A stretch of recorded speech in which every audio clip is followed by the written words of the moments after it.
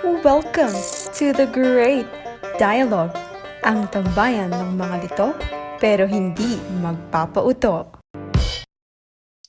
Hello to everyone! How are you? Kumusta? Jaljine, kumusta kayo? So for this episode of The Great Dialogue, we will be talking about Aristotle's Nicomachean ethics. Hold up. Aristotle as in with a capital A? Yes, the one and only Aristotle, who has his ways of saying, you are beautiful, into, it is indeed incomparable, this thing I perceive. Nako, ganyan nga yung si Aristotle. Maraming say sa life. For this episode, we will be focusing on books 1, 2, and 10. Eh ano pang hinihintay natin? Let's begin our conversation, The Great Dialogue.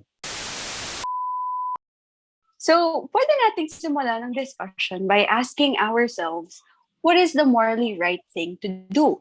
At bakit kailangan natin gawin ang morally right thing? Well, spoiler alert, para kay Aristotle, doing the morally right thing will make you happy. Let's have this conclusion in mind muna, that happiness is exercising the virtues. Yan ang paniniwala ni Aristotle. The first step in the argument that gets us to this conclusion is found in section 2. So sabi ni Aristotle, if then there is some end to the things we do which we desire for its own sake, and if we do not choose everything for the sake of something else, clearly this must be the good and the chief good. Ano raw? Gawin nating example ang pera. Sinong gusto ng maraming pera? So, sa first part ng passage, sabi ni Aristotle, there is some end to the things we do which we desire for its own sake. So, money, saan ba natin to ginagamit? Huwag na kayong magkaila pa. Alam ko, online shopping. Pero di ba, but there's also clothes, food, and other stuff. So, we use money towards something else. So, paano na? Paano yung sinasabi ni Aristotle na thing we Yes. desire for its own sake? Yes, ayan, tama. You are asking the right question. Dahil this thing we desire for its own sake, importante daw yun kasi yun ang highest good of all. We want other things to get to this one mystery thing that is for its own sake. Kasi raw, desiring money and other things is a process that would go on forever, empty and vain. So, para siyang equation na the good for a person is equal to whatever we desire for its own sake. At iyon ang first step towards our conclusion. So now, let's proceed to the next step, which is found in section 4 of book 1. So, ibinunyag dito ni Aristotle na the one thing humans want for its own sake is happiness. So tapos na? Sinabi na niya na happiness eh. Yes, Oo. sinabi niya na happiness, pero nagkakamali ka dyan dahil dito pa lang ang simula. We can add happiness sa equation natin. And in this section of the book, lahat daw ay agree doon. Kaso dahil in all agreement ang lahat, parang superficial naman. Ngayon pala, iba't iba ang definition ng happiness sa mga tao. Para sa inyo ba, anong happiness? Si Crushy. Hindi, joke. Yung family, ganun. Ang taray. For me naman food. So, di ba, dito pa lang nagkakaiba na tayo. So, para isolve ito, pasok si Aristotle, dala-dala ang kanyang mabubulaklak na salita, saying, what happiness is not. So, where do we go from here? Dahil importante na malaman kung ano ba ang happiness.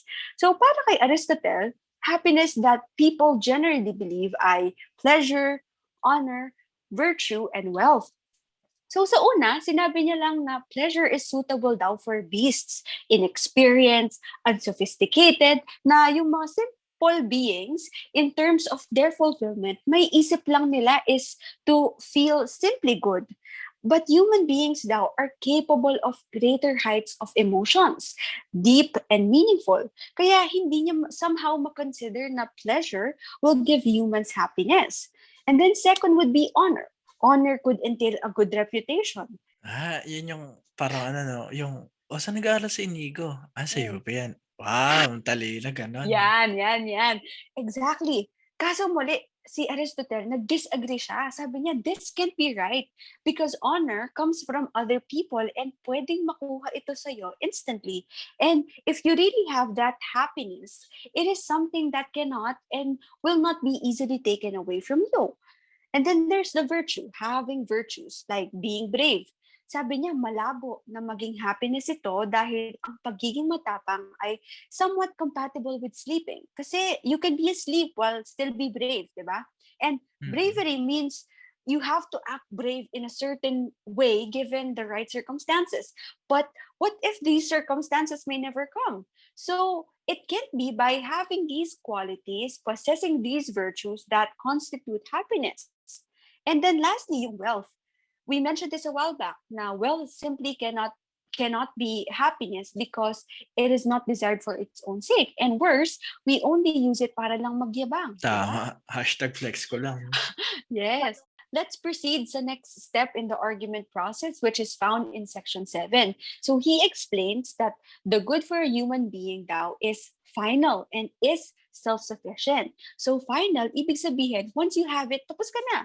You don't use it to get to something else. And self-sufficient, it does not require something else. Like what we've said in honor, you need others' validation to somehow have it.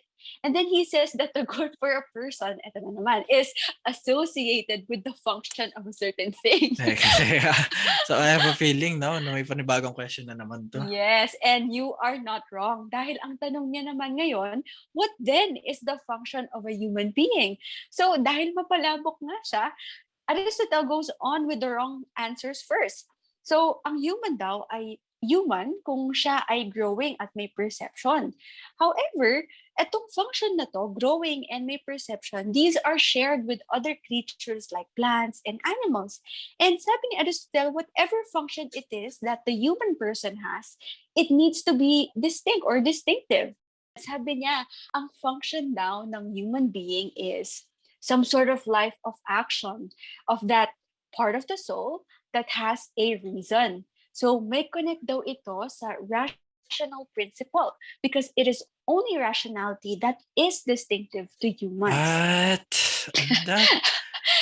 So therefore, exercising the virtues is using reason. So to act virtuously is to act in line with your rational principle. So kung babalikan natin ang basics, the good for a person is equal to doing things distinct to them, equals involving rational principle, equals exercising the virtues.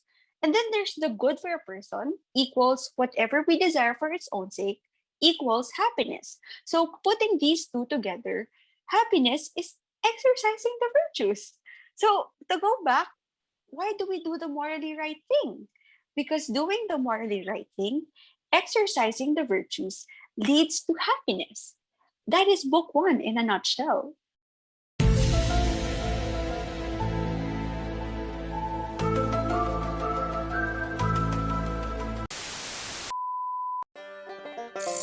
The Great Dialogue, ang tambayan ng mga lito pero hindi magpapautok. Welcome back to the Great Dialogue.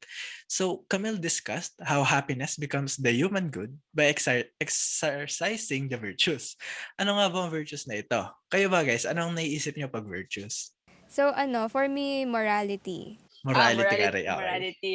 Ako naman, righteousness. Righteousness. Taray, Okay, righteousness. pwede.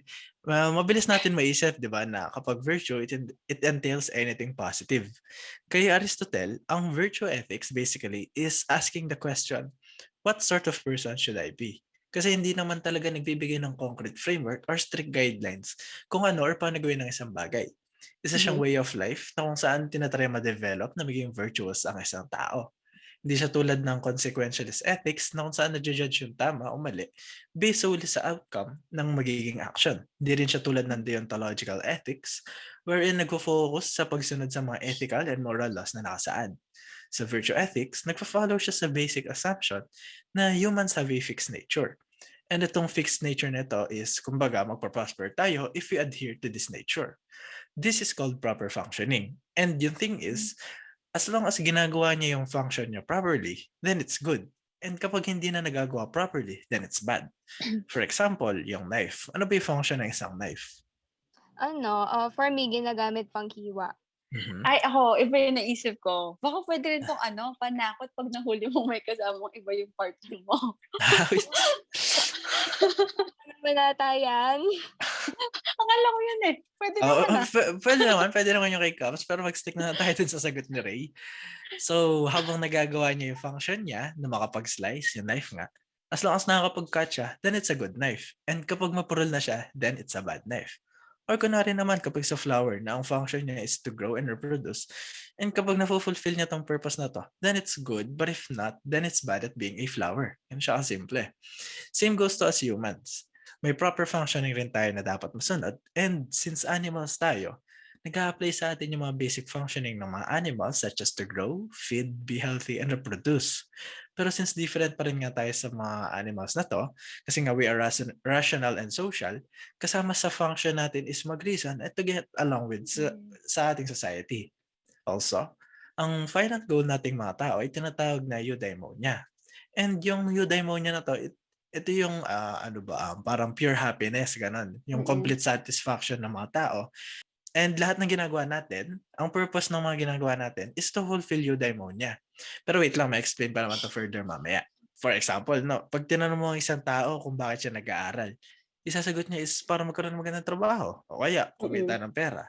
Pero pag tinanong mo naman na bakit, isasagot naman nila is magkaroon ng magandang bahay. bahay. Oo. And pag inask mo naman sila, ba't mo to gusto? Ganun. Mag-end up yung sagot nila, to be happy. O kaya naman, if you ask someone, why do they go on a date? And ang sagot nila is to find love. Divine love. Oo. Tapos tatanungin mo, bakit? Then they will answer, to have a relationship and family in the future.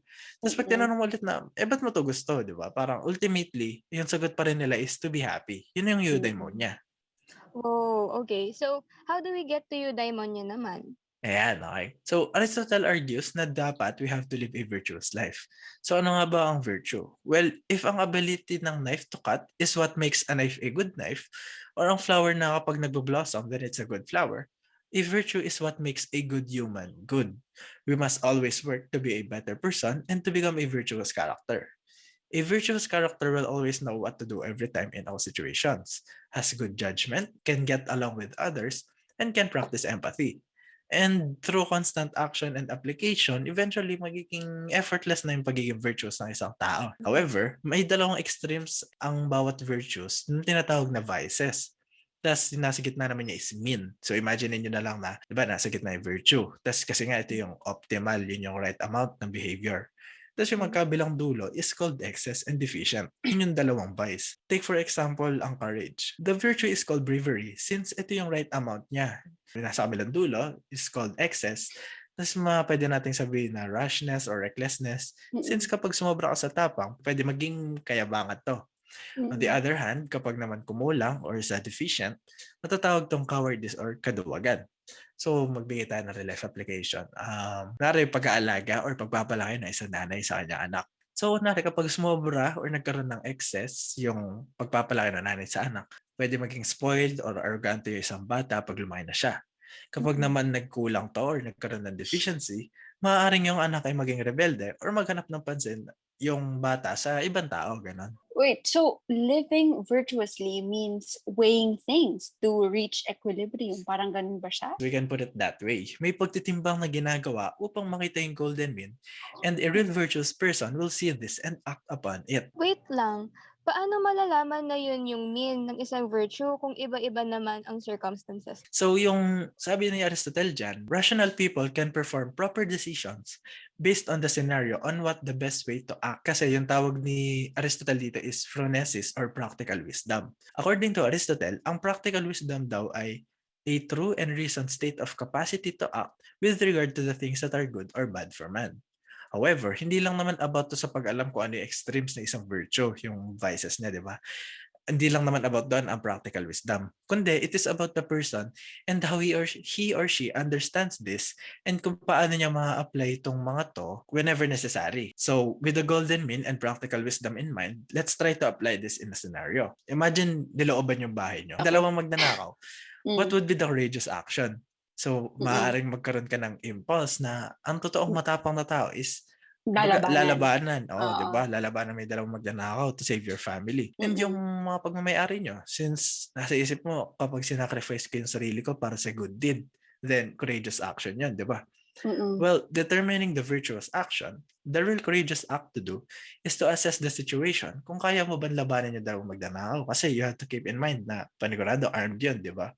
Tapos kung alam mo naman na hindi mo kaya, pero you still did it, it will be called foolish since hindi naman yun yung tamang act. Through proper assessment of the situation, the real courageous act is to try and call for help and wait for the police to come since this won't endanger you and your family. Kumbaga may kita dito na nagkaroon ng excess, di ba? Nagkaroon ng sobra sa tapang. Another example naman is, kunwari, tatrabaho ka 20 hours a day. Napapabayaan mo ng mga pagsasalay sa family or sa friends mo just for the sake of your career. Mako-consider to na hindi virtuous act kasi may kita to na vice. Kasi nga, yun nga, nagkakaroon ng excess at pagtatrabaho. On the other hand, kapag hindi ka naman na nagtatrabaho just to socialize and take a vacation every time, Deficient. mako-consider naman tong vice na tawag na deficient kasi nga hindi na nagtatrabaho yung tao, nagkikintamad na.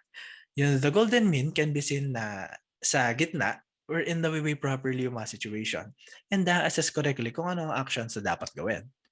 And lastly, ito na pag-usapan natin eudaimonia ulit. Eudaimonia is the act of achieving pure happiness, not by temporary emotions or brief delight. It is a life of striving na kung saan you always push yourself to a greater extent to find and achieve success. Eudaimonic life can be achieved through achieving something and hindi lang binibigay sa ito in a silver spoon. Baga, it is a life of never-ending improvement and constantly evolving or upgrading yourself.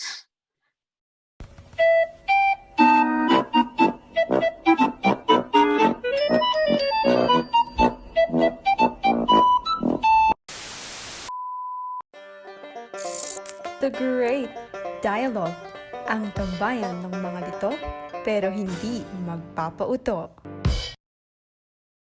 And we are back here at the one and only, the Great Dialogue. So much has been explained, but finally, we are down to our ultimate Chica for today. Ayan, that's true, no? Very interesting so far ang mga nasabi ni Renmar tungkol sa moral virtue na ang happy life daw is a life of #upgrading oneself. Thank you. Kala ko di ko mapupull off yung report dun. So, sorry, what is it that Aristotle is trying to say in the last book of Nicomachean Ethics? Well, in Book 10, babalikan naman ni Aristotle ang concept of pleasure. Also, he goes back and answered the main central question, which revolves on how humans can live the happiest and the very best life possible. Aristotle starts the final book by presenting what he thinks pleasure really is. Sabi niya, pleasure is thought to be most intimately connected with our human nature. Basically, he is saying that pleasure is part of our nature throughout our lives. But of course, hindi naman pwedeng puro positive lang sa life. Alongside pleasure, nandyan din ang pain. At importante ang dalawang ito sa pag-decide kung aling bagay ba ang dapat na ine-enjoy at ina-avoid. Common sense ka naman kasi automatic pinipili natin yung pleasant things and automatic we avert yung mga painful things. Yes. That's why pleasure gets in the topic of what the good really is. Others say that pleasure is the ultimate good, while others say it's evil. Other people even present pleasures as morally low, like in the context of gluttony or sex, since all people aim for these things. And also, para ma-improve daw yung conduct nila if i-avoid nila ito. Sabi naman ni Aristotle, inaccurate ang arguments na to since nakabase ito sa feelings rather than facts, which are the true basis of arguments. Ito daw ang dahilan bakit nahihirapan ng common people to separate the good pleasures from the bad ones. Some philosophers at the time think that pleasure must be the ultimate or the highest good, since all beings, be them rational or irrational, choose pleasure and avoid pain. And nag-agree naman si Aristotle sa part na pleasure is choice-worthy in its own right. Pero, di ba pag ang isang pleasant thing ay sinamahan pa ng isang virtuous act, nagiging mas pleasant ito? Oo nga. So, pwede ba nating gamitin yung charities dito? So, kunwari, you're a wealthy person, tas marami kang pera. Kasi ginagamit mo yung extra pera mo para makapag-donate sa less fortunate communities. Di ba mas nagiging fulfilling yung pagiging mayaman mo nun? Tapos mas nagkakasense yung, kumbaga yung pera mo, ganun. Exactly. So, in this argument, if pleasure can be made greater when something else is added to it, we can consider it to be only one of the universal goods. Aristotle pointed out sa simula pa lang na the highest good will be self-sufficient without adding anything else to it. Ibig sabihin, pleasure is not the highest good, and the highest good is what Aristotle aims to find. Comes section 3, Aristotle reiterates that pleasure is a good, but not the highest good. Ito daw ay nagdi-differ in quantity or in kind. Some people experience more pleasure, some experience less. And sabi nga kanina, the highest good cannot be deficient. It is always determinate, no more, no less. Some think that pleasure is a process or a state of becoming. Siyempre, i-refute ni Aristotle to. Hindi raw pwedeng maging process ang pleasure dahil processes can take a lot of time and we can just transition into a bliss state in a snap. Mali din daw tayo sa part na iniisip natin na becoming or feeling ang pleasure. Like kapag nagugutom tayo, we just eat or drink and then we refill ourselves. Nakadepende rin daw ang pleasure based sa kung sino ka at kung ano ang nais mo. Example, a just person always needs to be just to fulfill his pleasures. Like a musician always needs to be a musician to fulfill his pleasures. May mga pleasures daw na choice-worthy and virtuous on their own, but other pleasures are shameful. And itong shameful pleasures na to, hindi naman talaga daw sila pleasures except sa mga taong pumapatol sa mga to. Usually, advantage din daw ang pleasures. Pero, they shouldn't be pursued at all costs, especially if may tao kang maaapakan. Aristotle also said that we cannot be in a perpetual state of pleasure throughout our lives because pleasure only results from enjoyable activities. May mga pleasure na appropriate lang para sa certain activities na kinokomplete nito. Living is a type of activity that can be made interesting through pleasure. Kaya nga, we have different ways of seeking pleasure.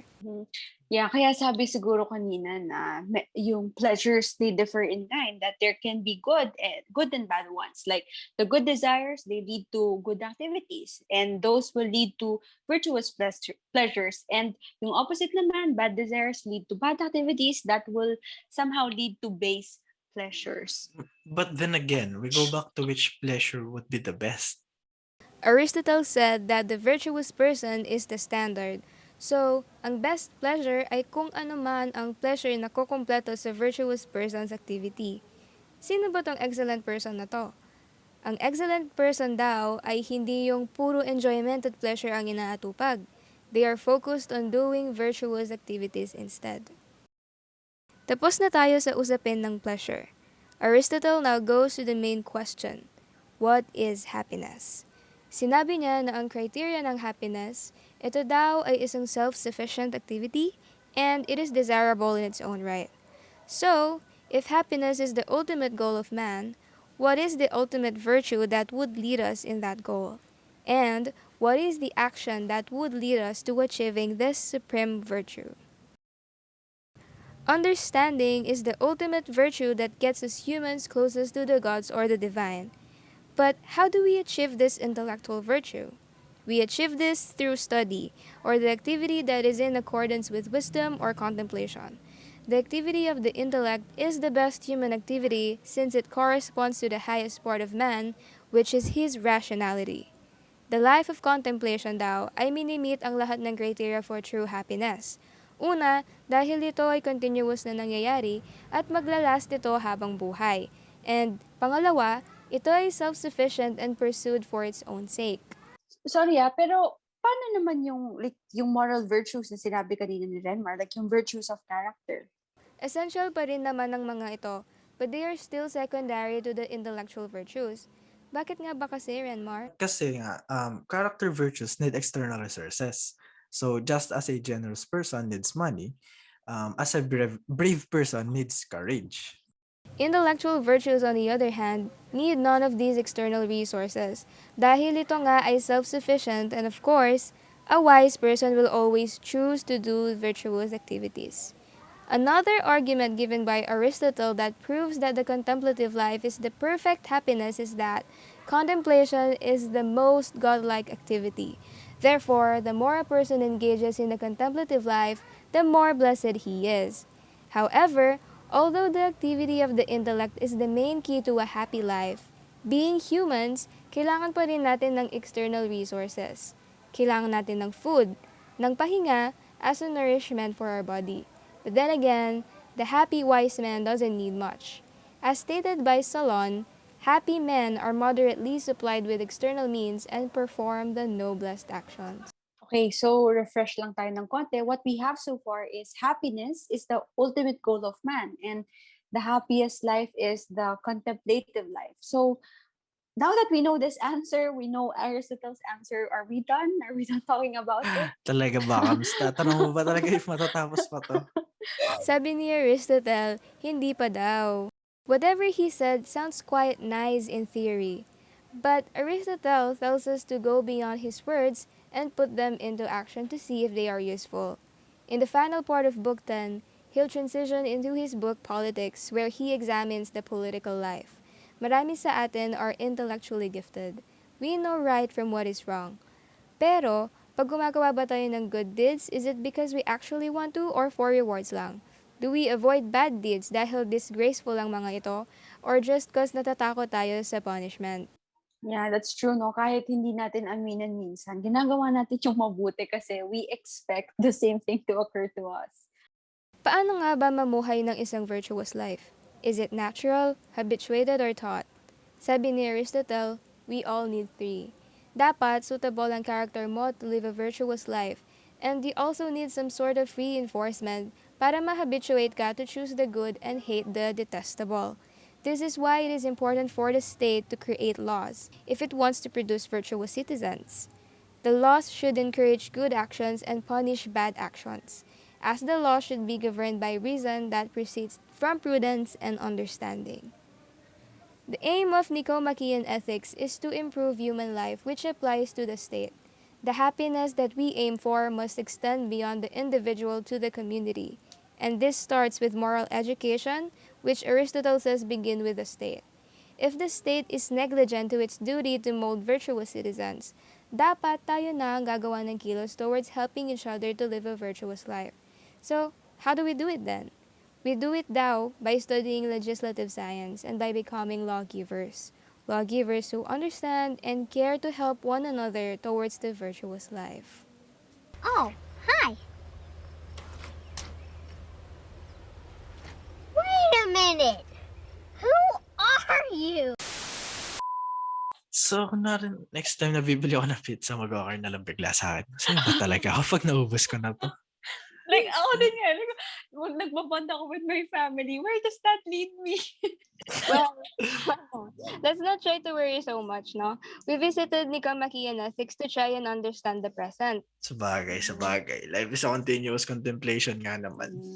But still, diba, I cannot move on. There's so much we can chika. But sadly, our time is up for today's episode of The Great Dialogue. For our live session next week, we will go back to the highlights of Nicomachean ethics. Yep. So please do stay tuned to our channel. Drop your ideas in the comment section and let us know more about what you want us to chika about for the succeeding episodes. I guess that's it for today. Only here on Tambayan ng mga naman Lito, ito. pero hindi magpapauto. The Great Dialogue.